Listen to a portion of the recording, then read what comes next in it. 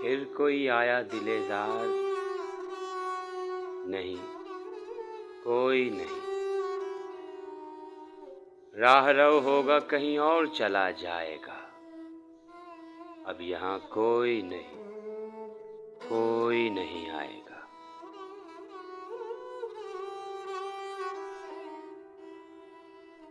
ڈھل چکی رات، بکھرنے لگا تاروں کا غبار، لڑکھڑانے لگے ایوانوں میں خوابیدہ چراغ، سو گئی راستہ تک تک کے ہر ایک راہ گزار، اجنبی خاک نے دھندلا دیے قدموں کے سراغ۔